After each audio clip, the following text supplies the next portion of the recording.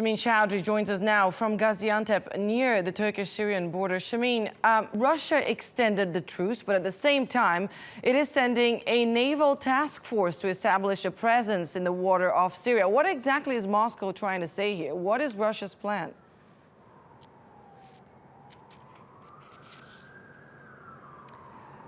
Well, its official plan at this moment in time is to uphold this humanitarian pause that's been in effect for about 24 hours now and to extend it. And the reason for that, it says, is so that wounded civilians can move out of rebel-held eastern Aleppo and also for rebels to leave the area as well, taking their weapons with them. Now, that is what it has stated as its official plan. Now, to be clear, this is not a ceasefire. At no stage did the Russians say that this is a ceasefire or any long-lasting halt in the fighting. It has given a very clear time frame for this will happen. So in that sense, it doesn't necessarily contradict the movements of its naval task force that we think is heading along the eastern Mediterranean. But of course, you know, it doesn't bode well. It certainly, these signs would suggest that Russia is not serious about looking for any long-term solution, any long-term to ending the fighting. But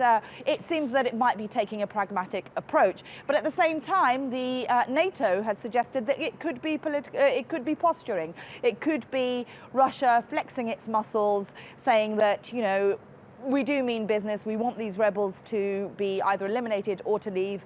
And if that doesn't happen, then we are prepared. So in the absolute worst case scenario, I think we can only speculate. I think we can assume that, you know, Russia is prepared for this humanitarian pause to come to an end at some stage. And at that stage, fighting could quite possibly start again.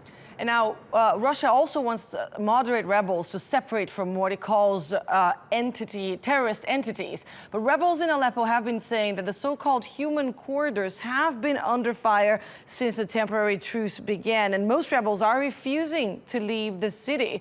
Is Russia's plan set to fail?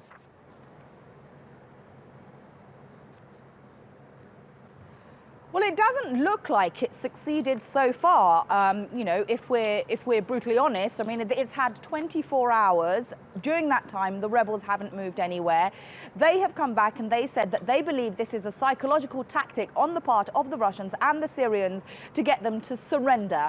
And they believe that, you know, if they were to abide by Russia's demands, then the Syrian army would simply move in and retake the country, retake the area, which it's been saying it wants to do anyway. So they are not playing by Russia's game. So in that sense, certainly it looks like Russia's plan has failed so far. Also, the civilians haven't moved out as well. Russia was also saying that many of the wounded will be allowed to leave. Now, many of them are saying they don't want to leave. What they want is for the airstrikes to stop. But in addition to that, the facilities aren't in place yet for them to receive the treatment that they need. The UN is saying that there are trucks still stuck on the Turkish side. They still don't have the permits.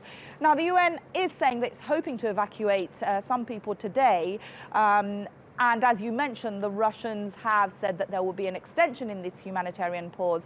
So what may not have succeeded in the past 24 hours, I think some quarters are hoping that that may happen over the next few days or so. All right, Shamim Chowdhury from Gaziantep, thank you.